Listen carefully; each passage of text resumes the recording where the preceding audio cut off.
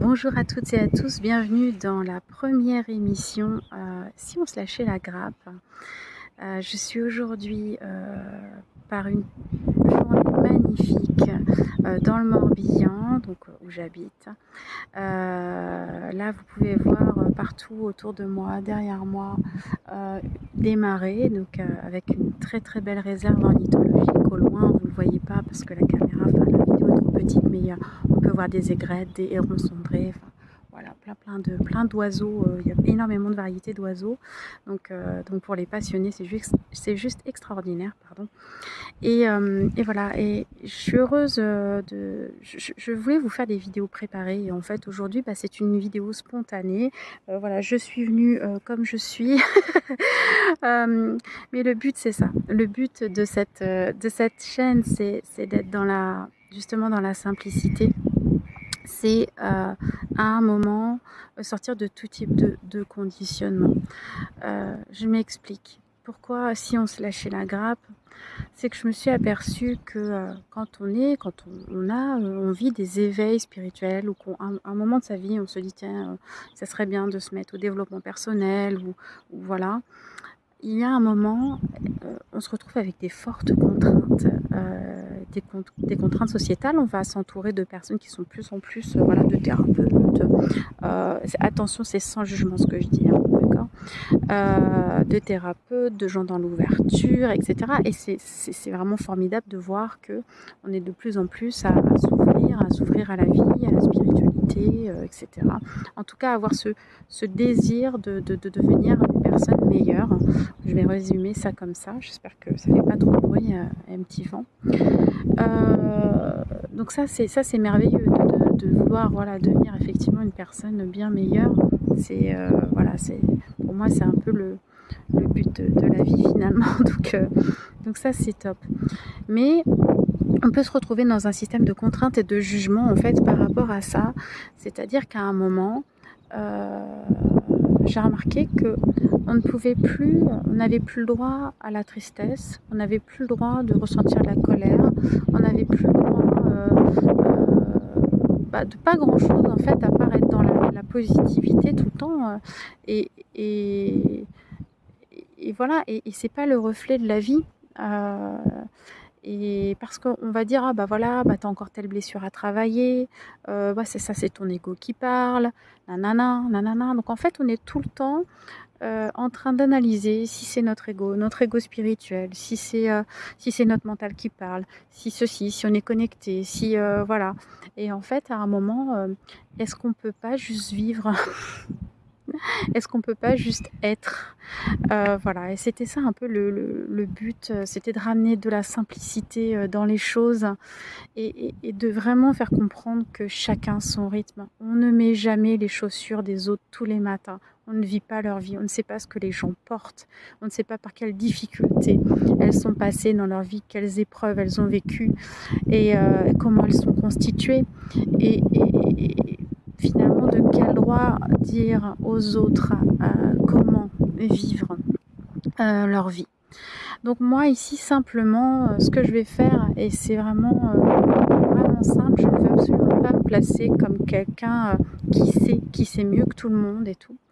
Je veux vraiment partager des expériences. Je ne parle pas facilement de ma vie, enfin voilà, je reste assez discrète sur ma vie privée.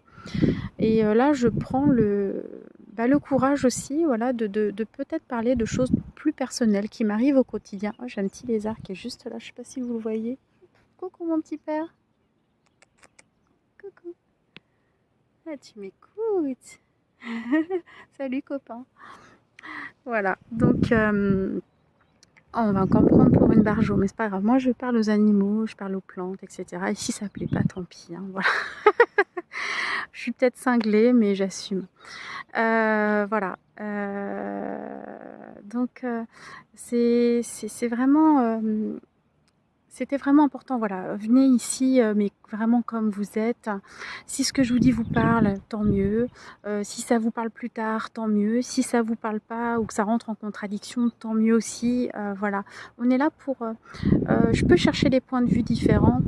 vous savez, la vie, il y a rien de linéaire, tout fluctue. Il y a des croyances que j'avais hier que je n'ai plus aujourd'hui. Euh, donc voilà, donc ce que je crois aujourd'hui ne sera peut-être plus valable demain ou après-demain. Donc c'est vraiment sur le coup. Et puis bah, si vous vous reconnaissez là-dedans, bah, peut-être que ça vous permettra de vous dire ah bah je suis pas seule à vivre telle situation. C'est plus dans cette démarche-là. Et puis peut-être pouvoir s'apporter bah, des solutions, des pistes de réflexion, voilà, en simplicité, le but n'étant pas de se prendre la tête, on est bien d'accord. Mais voilà.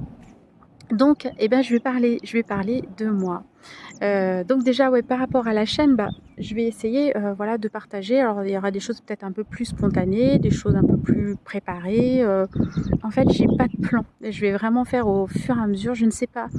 Je vais essayer de publier régulièrement. Quel rythme? J'en sais rien. On ne fait pas des prises de conscience tous les jours. Enfin, si, mais peut-être pas très importante. Hein, voilà. Si vous voulez, si ma porte grince, je vais pas dire tiens j'ai pris conscience qu'il fallait que je la huile.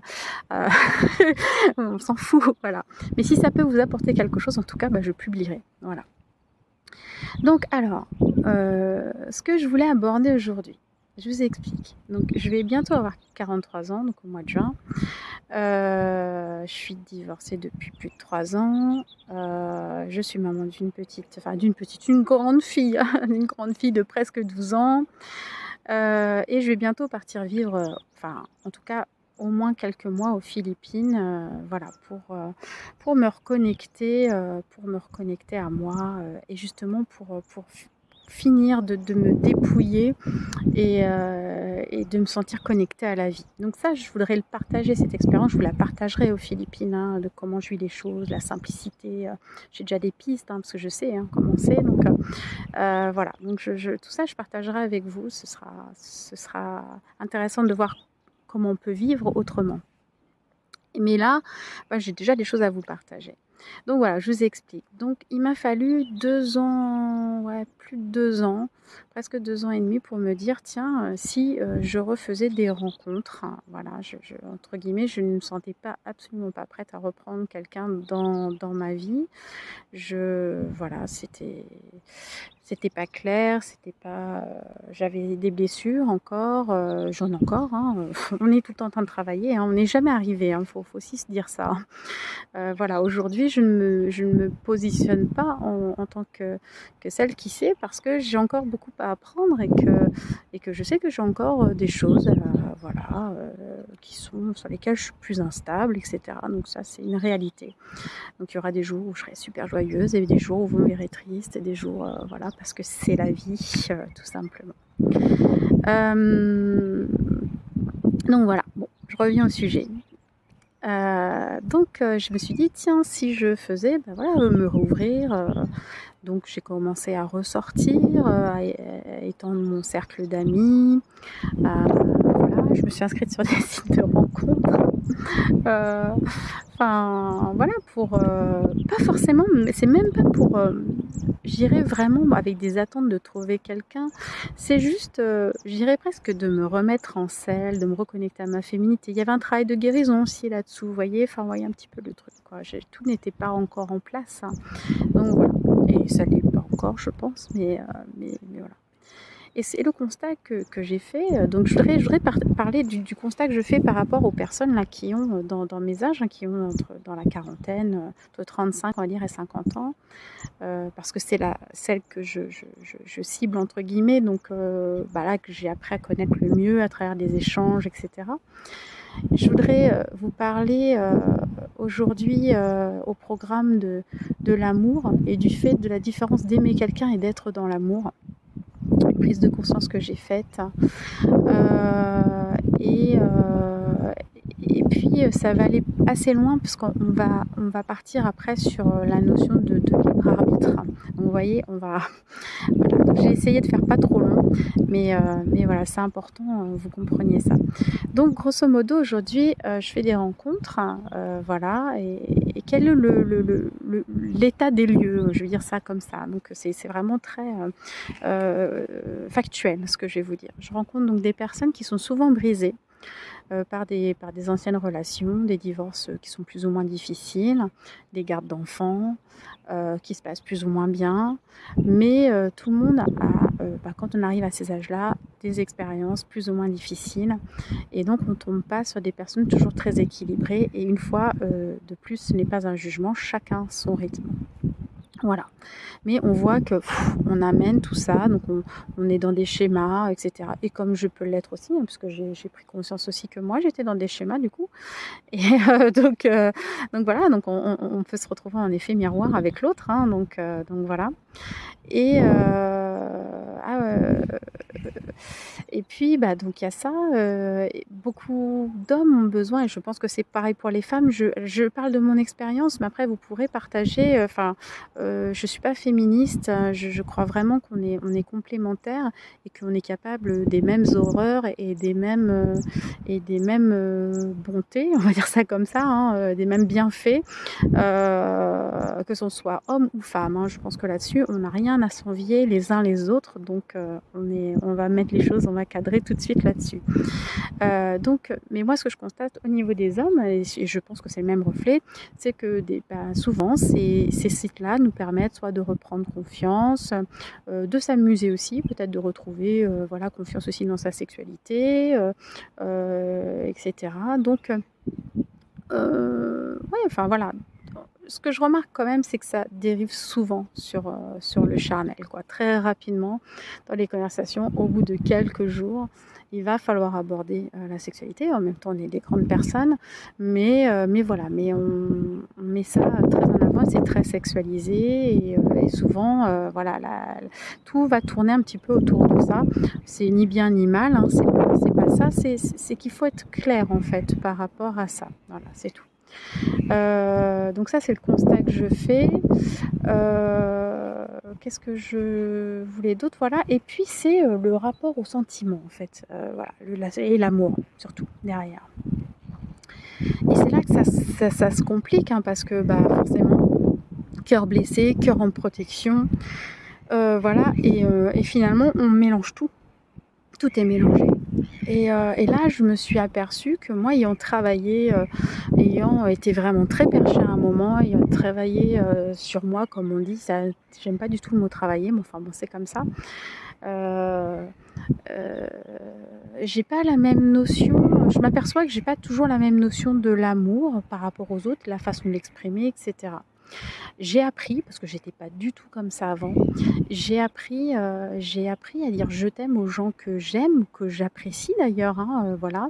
J'ai appris à faire des compliments sincères, j'ai appris à prendre dans les bras, à voilà, accepter aussi, hein, qu'on puisse me prendre dans ses bras. J'ai appris à exprimer en fait l'amour et la bienveillance naturellement et spontanément.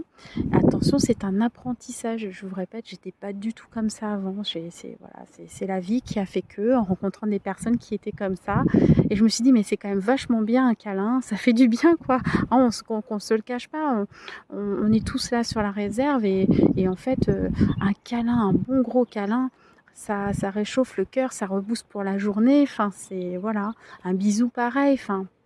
On a besoin de ça, on a besoin de ces contacts-là, et c'est ça en fait qui crée aussi la solitude. Et je pense que pourquoi c'est sexualisé, c'est parce qu'en fait on recherche ça. À un moment, il y a une espèce de manque physique, hein, mais ce contact physique, on en a besoin, voilà. Mais ça peut passer par de la tendresse aussi, hein, voilà, c'est pas forcément toujours l'acte sexuel, mais souvent c'est sexualisé en tout cas. Donc il y a une recherche peut-être mal placée, avec des énergies qui peuvent de temps en temps être mal placées aussi là-dedans, et qui vont donner des résultats pas toujours, et puis des comportements pas toujours reluisants, on va dire. Mais après, une fois de plus, c'est pas grave, chacun fait son expérience. Donc voilà un petit peu l'état des lieux. Alors concernant mon expérience un petit peu plus personnelle du coup, et par rapport, je vais tout de suite passer sur les sentiments. Donc c'est que je me suis aperçue que j'exprimais assez facilement en fait mes sentiments. Et quand on exprime ses sentiments à une personne qui a été blessée et qui a surtout pas envie de retomber dans un système d'engagement ou de couple, hein, parce qu'en fait, on se dit: «Oui, oui, je suis prêt», puis en fait, le jour où ça se présente à nos portes, c'est: «Ouh là là, non, je crois que je suis pas prêt, en fait», hein». C'est comme quand on fait du saut à l'élastique, c'est ouf, on est chaud, tout le monde nous pousse et puis arrive en haut, bah non, finalement, je le sens pas. On est un peu, voilà, et on a le droit d'un moment de faire marche arrière, de se dire: «Non, non, en fait, je suis pas prêt, c'est y a aucun souci». Et voilà, et là, je me suis dit: «Il y a un décalage, en fait». En quoi exprimer à une personne qu'on l'aime bien ou qu'on a des sentiments pour elle est un signe d'engagement, en fait. Voilà. En quoi ça va définir la façon de vivre en fait une relation. Je me suis vraiment posé cette question. Et en fait, on ne se pose jamais la question de comment on a envie de vivre une relation. Parce que pourquoi? Parce qu'on a des schémas, de société. Où en fait un couple c'est un peu comme ça, donc bon, bien sûr il y a des couples différents, il y a des façons de vivre différentes, mais on a quand même une espèce d'image du couple, hein. Et, on se dit, bon bah voilà, être en couple c'est ça. Alors maintenant il y a de plus en plus de couples qui vivent chacun chez soi, mais il y a des couples, bon le couple c'est quand même au bout d'un moment vivre ensemble, bon à nos âges pas forcément avoir des enfants, mais voilà, en tout cas on peut parler de famille reconstituée, donc derrière ça peut être lourd quoi, enfin voilà, il y a tout ça qui se met en place et c'est une machine juste énorme quoi, donc je comprends qu'on puisse freiner des cas de fer. Mais moi ce qui me surprenait c'est qu'en fait quand je pouvais déclarer des sentiments qui étaient enfin, voilà, juste tu sais, je t'apprécie, je t'ai reconnu en tant que personne, c'était le blocage et cette peur derrière, alors qu'en fait je n'avais rien demandé et que je ne pensais pas changer la nature de notre relation en fonction de mes sentiments, en fait. Pas en tout cas sans en discuter avec l'autre personne, ou voilà, on évolue à deux. Et il y a cette peur de se voir imposer en fait un schéma, parce que beaucoup de gens, c'est vrai que quand on est 40-50 ans, on a envie de liberté, etc. Et je me dis, mais est-ce qu'il n'y a pas une façon juste de poser les choses, de dire bah ouais, moi j'ai envie d'être libre, et libre ça veut dire quoi? Est-ce que ça veut dire avoir d'autres personnes? Est-ce que ça veut dire être exclusif mais chacun chez soi? On se pose pas ces questions, ou on se les pose peut-être trop tard. Enfin voilà, bref, j'ai remarqué ça, il y a tout de suite ce frein, et voilà, et moi j'ai des relations qui se sont terminées comme ça, parce que il y avait ce décalage entre ce que moi je pouvais éprouver et puis le fait, comme c'était réceptionné quoi. Alors bien sûr, ça fait quoi? Bah, ça réactive des vieilles blessures de rejet. J'ai fait comme erreur, hein. J'ai fait comme beaucoup de personnes. Oh, il y a un peu de vent, j'espère que ça va pas trop souffler. J'ai fait comme beaucoup de personnes, je me suis remise en question. Je me suis dit, voilà, t'as un problème. Pourquoi déjà? C'est vrai que t'aimes facilement les gens, tout ça. T'as facilement des sentiments, voilà. Et en fait, je me suis rendu compte que moi aussi, j'étais en décalage par rapport à ça. C'était pas une question d'avoir des sentiments ou pas, en fait. C'est simplement que j'ai appris à être dans l'amour et la bienveillance. J'ai choisi de l'être. Mais quand je fais une rencontre, etc., j'apporte cette dimension avec moi, en fait. Donc, c'est pas une question d'aimer telle ou telle personne, c'est une question d'apporter, en fait, ce qu'on est. Et donc, ce que je suis, c'est cette dimension-là. J'apporte de l'amour, de la bienveillance, de la douceur, voilà. Et en fait, ça fait très peur. Après, sans se voiler la face, j'ai admis aussi la possibilité que je pouvais simplement ne pas plaire à ces personnes, voilà, et que du coup, voilà.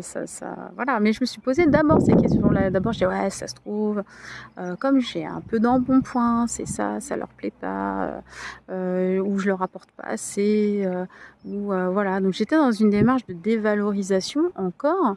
Et je me dis, mais bon sang, mais t'as pas travaillé tout ça, t'as pas fait tout ce chemin de confiance en toi. Je suis quand même auto-entrepreneur. Voilà, aujourd'hui, voilà, j'ai rien à prouver, quoi. Et là, avec des types que je connaissais depuis pas si longtemps, d'un coup, je me mettais plus bactère, quoi. Arrête ça. Arrête. Mais c'était difficile à casser ce schéma, C'était vraiment difficile à casser. Et en fait, c'est comme tout, en fait, il nous faut toujours des déclics. Il y a la relation de trop, l'expérience de trop qui fait qu'à un moment, on se dit, on prend vraiment conscience qu'on ne peut pas continuer à fonctionner comme ça. Donc voilà, donc ça c'était le constat, le constat, et je trouve ça hyper triste en fait qu'on ne puisse pas juste, même si on est dans une relation où on se dit c'est juste charnel, d'accord, parce qu'on ne cherche pas à s'installer ensemble, etc. Est-ce que c'est une raison pour vraiment mettre la tendresse, les sentiments, l'amour de côté en fait? C'est ça qui me paraît dingue. Pourquoi tout couper? Quel risque il y a en fait? Est-ce que derrière il faut forcément avoir cette épée de Damoclès sur la tête en se disant oh là là, ça y est, on va être en couple? Je trouve ça juste, enfin, c'est juste une réflexion personnelle où je me dis mais c'est juste hallucinant quand même. Bon, bref, après il y a des spécialistes qui ont certainement la clé de ça. Moi je ne l'avais pas et j'étais vraiment dans la compréhension et mal en fait par rapport à ces rejets que je pouvais vivre quoi. Bon, j'ai coupé parce qu'il y a eu pas mal de monde. Donc me revoilà. Donc je parlais des rejets voilà, que j'avais pu vivre. Donc voilà. Et puis j'ai eu... je parlais de relations de trop en fait. Et ça a été le cas. J'ai eu... voilà, enfin là j'ai rencontré quelqu'un. Alors si cette personne regarde la vidéo, je veux pas qu'elle le prenne mal hein, quand je dis la relation de trop, non, c'est justement celle qui m'a fait comprendre certainement le plus de choses en fait. C'était très très intéressant et je pense que le but de cette rencontre là c'était ça, parce qu'on ne rencontre jamais les gens au hasard, et même si ça n'a pas collé, en fait c'est pas grave. Je pense qu'on avait besoin de se rencontrer quoi.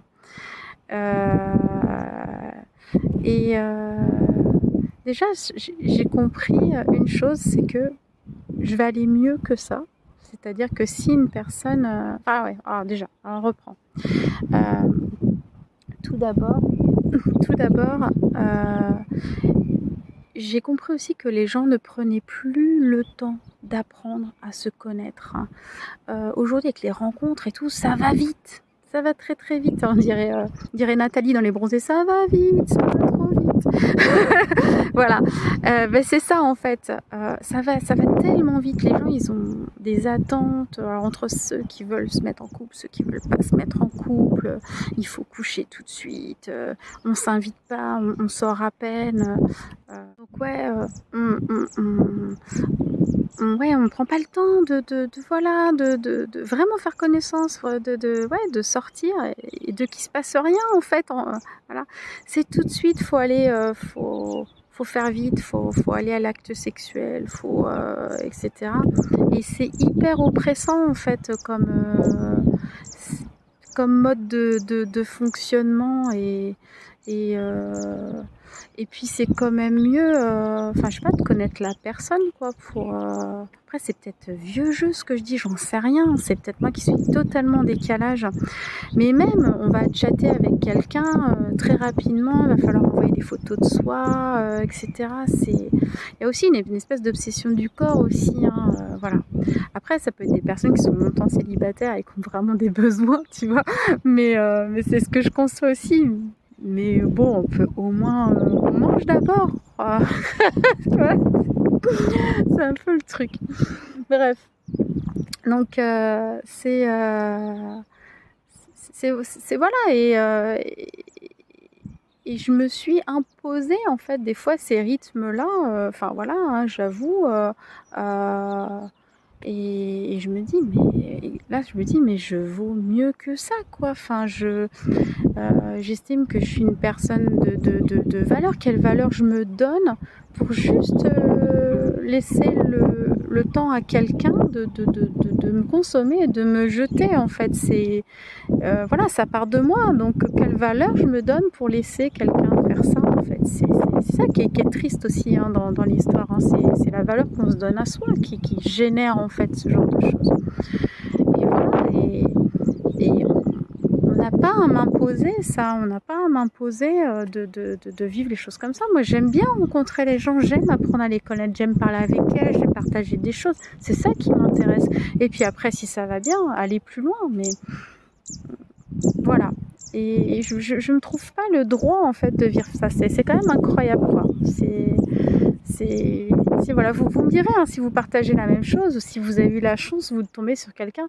Des fois, c'est vrai quand on fait des rencontres, par exemple, j'en sais rien, au boulot, on reste collègue pendant des années ou voilà, le lien se crée pas pareil ou des amis, un ami, ça va devenir d'un coup, on passe à, on s'aperçoit qu'on a des sentiments, tout ça, ça c'est des belles histoires, ça se construit. Ça veut pas dire pour autant que ça fonctionne derrière, mais c'est quand même plus intense. Là, il y a rien en fait, comme il y a rien. Et puis il y a ces fameux liens d'âme aussi, je voulais en parler de ça, des liens d'âme. Moi, combien de fois j'ai ressenti, j'ai cette faculté, hein, vous savez, je suis aussi dans la guidance, tout ça, de ressentir l'âme des gens, de me dire, ah là là, c'est une belle personne, voilà. Mais si la personne en face, elle n'est pas connectée à qui elle est vraiment, eh ben on peut se planter, mais royal, quoi. La personne, elle n'est pas connectée, elle n'a pas conscience de sa dimension, elle n'est pas consciente de tout ce qu'elle peut faire, de son potentiel. Toi, tu le vois, tu te dis, mais c'est merveilleux, mais tu vis que sur le potentiel et pas sur ce que... Voilà. Et c'est pour ça que c'est hyper important de recentrer dans le comportement, dans le terrestre. Quand vous vivez des liens d'âme, vous pouvez le ressentir très fortement. Ce n'est pas pour ça qu'il faut excuser certains comportements, le manque de respect, etc. Envers une personne. Je trouve ça hyper important. Ça devrait tout couper.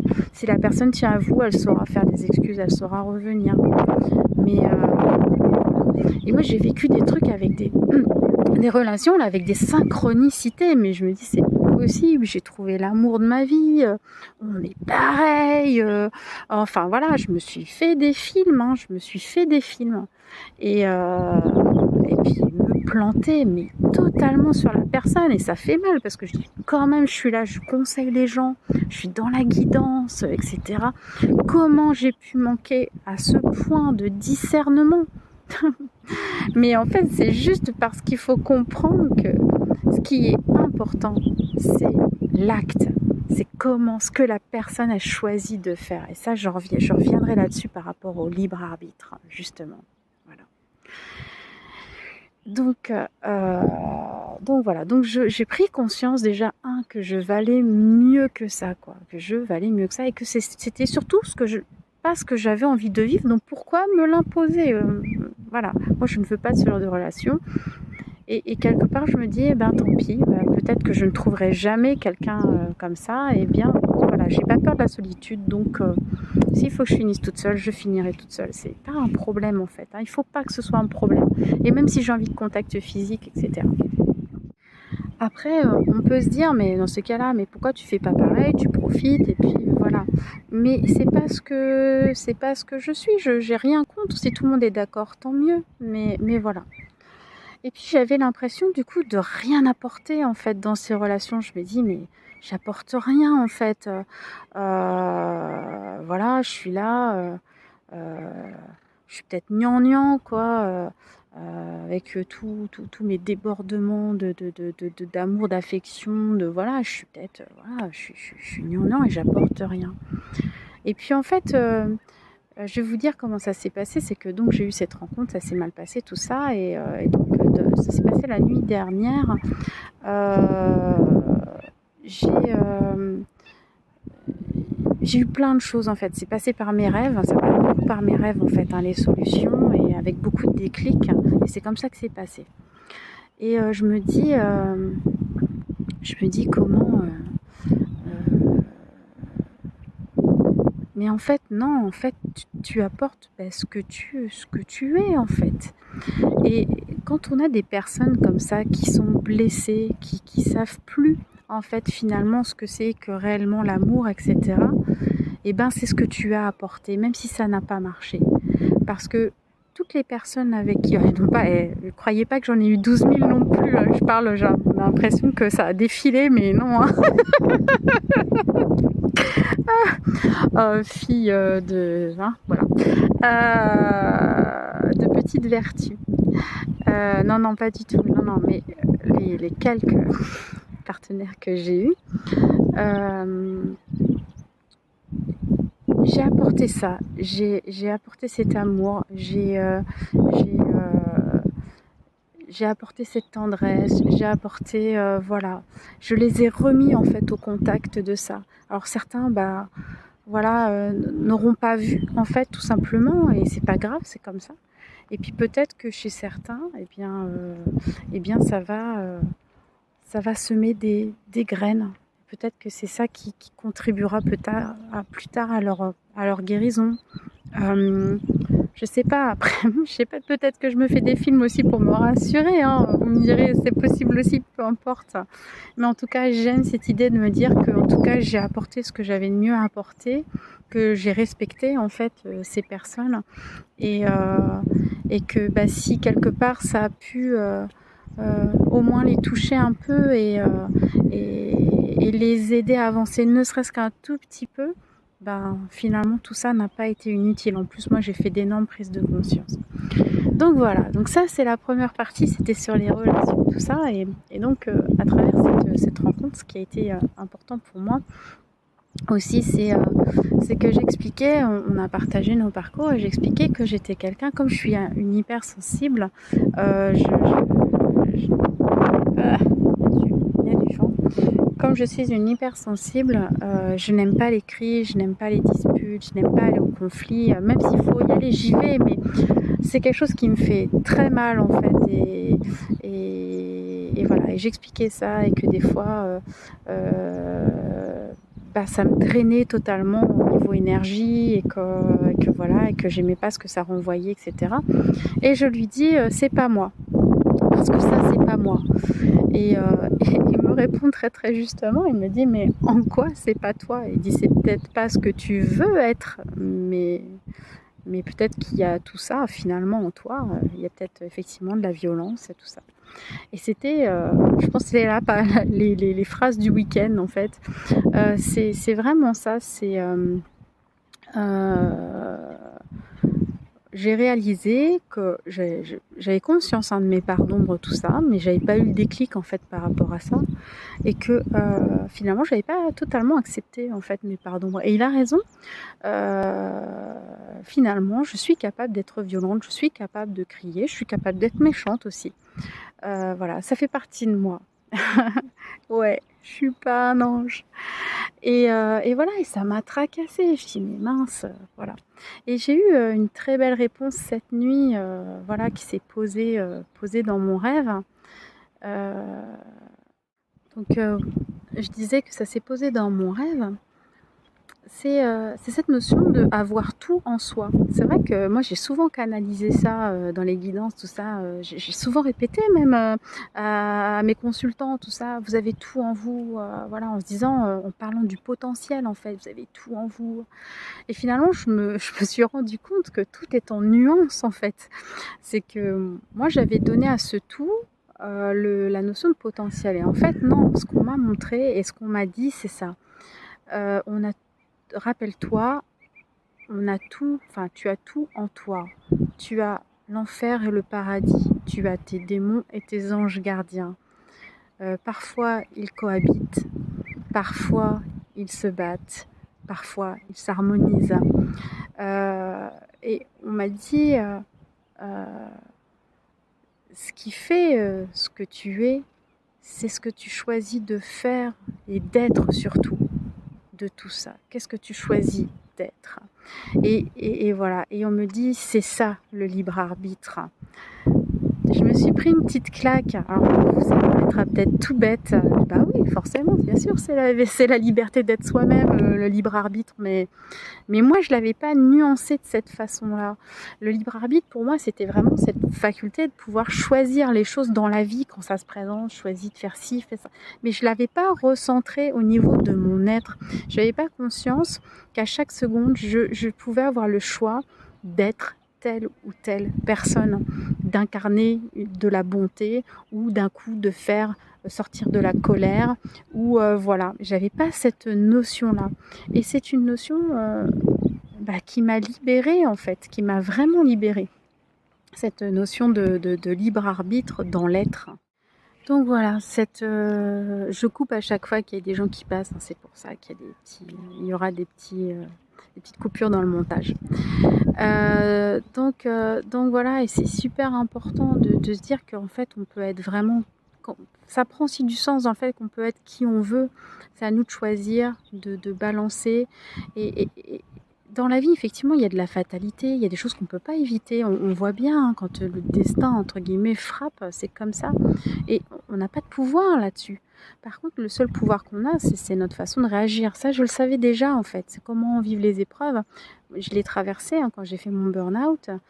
Ma situation n'avait pas changé. Moi ayant changé, ça a fait changer les choses. En fait, j'ai changé mon point de vue sur la situation, ce qui fait que d'une tristesse profonde et d'une dépression, je suis passée à quelqu'un d'épanoui, alors que ma situation n'avait absolument pas changé autour de moi, quoi.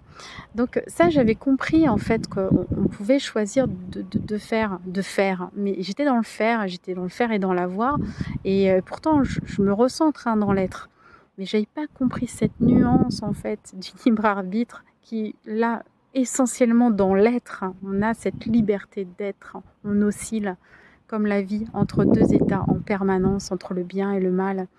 Voilà, et on a cette possibilité, donc, et ce qui est plutôt une bonne nouvelle, c'est que plutôt que de le vivre dans une confrontation, dans une dualité, de pouvoir l'harmoniser, de pouvoir le faire vibrer, et, et de... Voilà, et du coup, c'est ce qui nous permet de devenir de meilleures personnes aussi, si on a le choix. Donc c'est plutôt une bonne nouvelle. Donc voilà, ça c'était ma petite réflexion. Et concernant le fait d'être dans l'amour et de vibrer et d'aimer quelqu'un, j'ai vu la différence parce qu'en fait, j'ai cru à certains moments que j'avais des sentiments. Donc j'ai cru que j'aimais quelqu'un. Et en fait, c'est différent. J'étais dans l'amour en fait. Donc c'est ce que j'apportais, mais j'étais pas dans le fait de recevoir. J'ai juste apporté de l'amour. J'étais dans l'amour et dans la transmission. Et après, le mieux c'est de trouver une personne qui soit exactement dans la même vibration que moi et qui soit là juste pour être dans l'amour. Et après, il se passe ce qui se passe. Mais voilà, c'était mes petites réflexions. Donc oui, voilà, c'était ma réflexion. Et donc voilà,